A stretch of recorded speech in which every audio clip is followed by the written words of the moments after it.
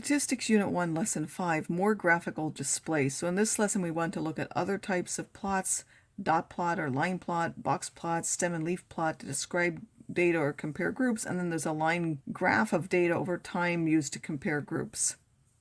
So three other types of graphs are dot plots or line plots, which can be a confusing name because there's another one called a line graph. If it's over time, though, it's a line graph, even if someone calls it a line plot.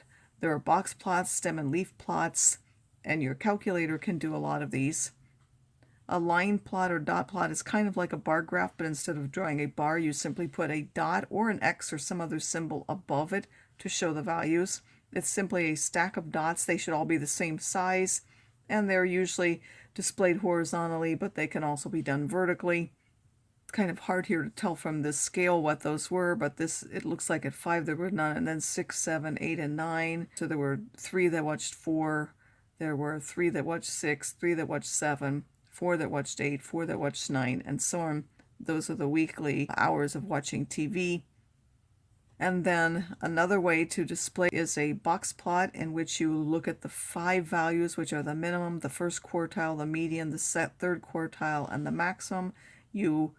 If there are no outliers, you use those 5 values, make a box around the quartiles, a line to the median, and then make whiskers out to the minimum and the maximum. But if there happen to be outliers, instead of going out to that minimum, you would leave them. If the minimum were an outlier, you would put the minimum as a separate dot and then put the next smallest value and go out to it, as long as, of course, it wasn't an outlier too. And then if the outlier were at the maximum end, you would put the outliers as separate points, whatever they were, and then the next smallest one that wasn't an outlier, you would put the whisker out to it instead. The cutoff points for outliers we're going to use as Q1 minus 1.5 IQR and Q3 plus 1.5 IQR as the cutoff points for that. Another common data display is a stem and leaf plot, which separates values into 2 parts. There's a stem, which is the beginning number to the left, and then a leaf, which is the rest of the number to the right. The leaves are single digits to the right, and then whatever is on the left part of that is whatever is except for the smallest digit of the data. You typically put a key for how to read this data, because this could be 52, it could be 5.2, it could be 0.52. You don't really know. The stem and leaf plot would look exactly the same, although sometimes here you might put 0.5, 0.6, and so on if they were really decimals of zeros. But you could simply also explain that in the key. These are the number of hours slept nightly, and this really means 5.2, 5.7, 5.8, and you would put that by putting the key 4, and then this thing means 4.1. You can also use double stem and leaf plots where you have 2 sets of data to compare them. One reads this way in the forward direction, and then the other one would read backwards in the other direction. So if I had the same data on now or the other side, there would still be a 5 here, but then this would be 2, 7, 8, and then the 5 and 6 would go this way, and so on.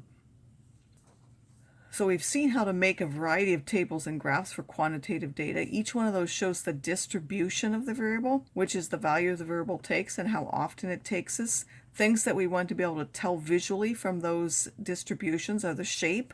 Are there any other unusual features, such as outliers or gaps between the data, some values that don't occur at all, and then the center and the spread of that.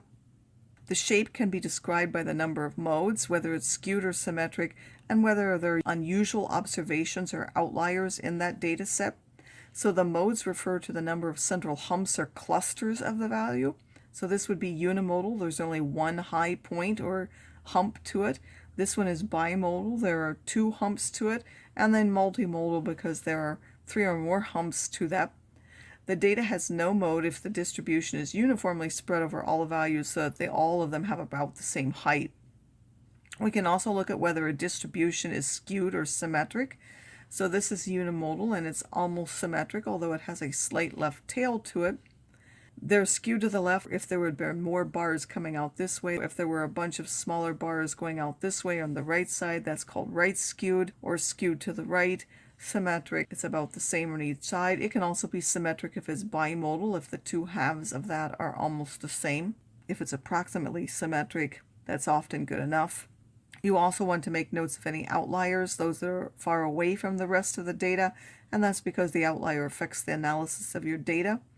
If there is an outlier, you would typically use the median and the IQR, and then if there are no outliers, you would use the mean and the standard deviation to discuss things.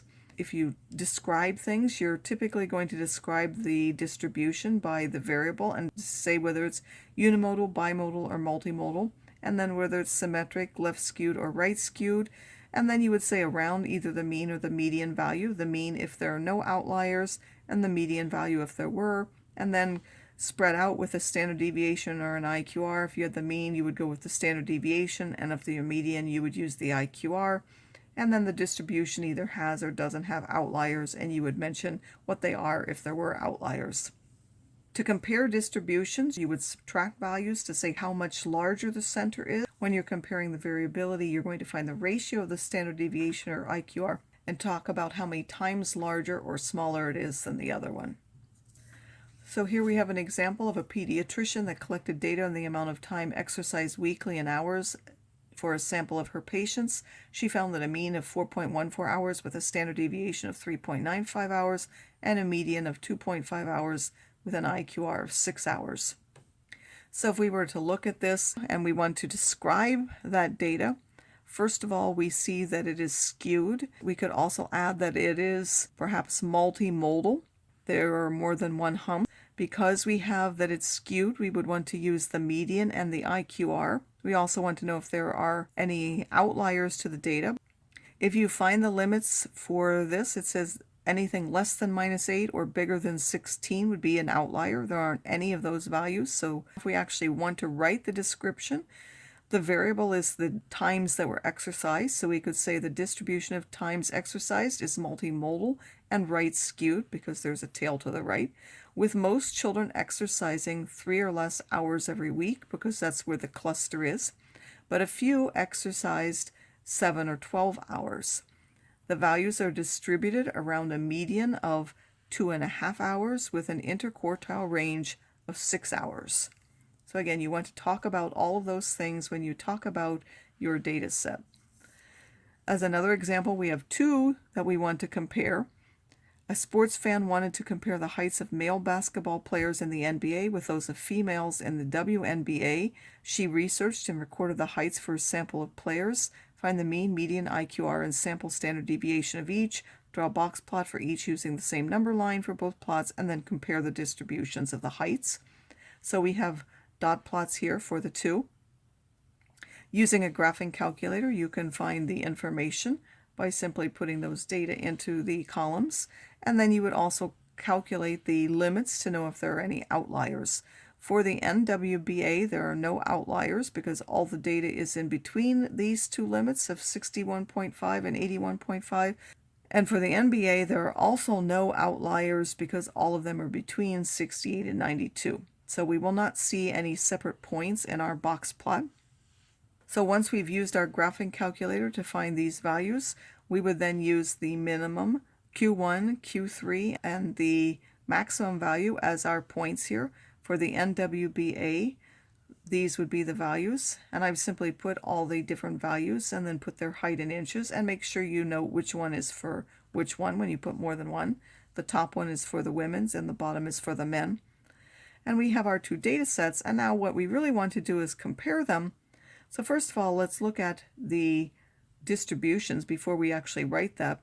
If you want to know whether they're left skewed or right skewed, you want to compare these parts. So from the middle till here is only that long, and then from here is this long. So it has a larger left tail than it has a right tail. So that would show left skewness. You can also tell that just the inside of the box, the right half is a lot smaller than the left half. If they're symmetric, those are about the same. So for this part, these two parts are symmetric. So the middle half is symmetric, but for the men, there is a small right tail and then there is a larger left tail. So both of them could be considered left skewed. However, if you look at the means and the median for each, so in the women's, it's 73 and 72.45, which are reasonably close, and 80 and 79.83, which are also reasonably close. So you could decide whether, because it was left skewed, you use the median and the IQR, or because the mean and the median are actually relatively similar, skewness doesn't really have much of an effect on the values. So you could use either one. I'm going to use then the mean and the standard deviation to compare mine. So you could say the heights in both the WNBA and the NBA are somewhat left skewed, so most are at the taller end compared to the shorter end. The mean height for the NWBA, so if you look at the mean height for the women, you would subtract those and find that 7.4 inches less than the mean height for the NBA.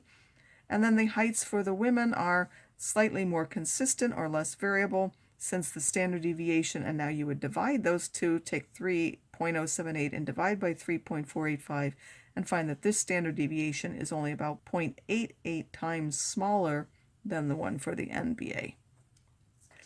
And finally, a graph that we haven't talked about before is when data is taken over time.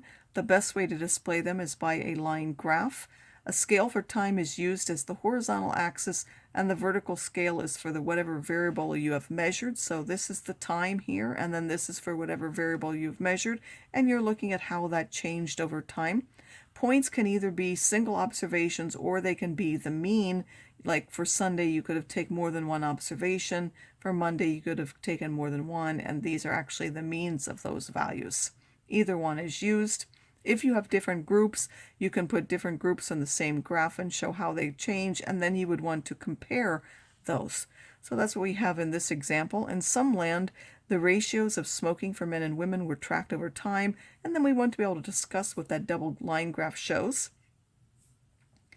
So we would see here that in 1960, the smoking rate for men was 500 more for every 1,000 people than the rate for women. Since that time, the smoking rate for men has been on the decrease, whereas the rate for women increased up until about 1975, and then it remained relatively constant for some years, and then it slowly started to decrease.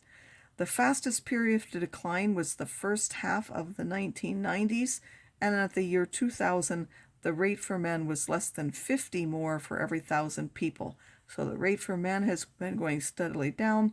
The women's first went up and then it went down again. They're still slightly below, but the difference now is much less in some land than it was in 1960.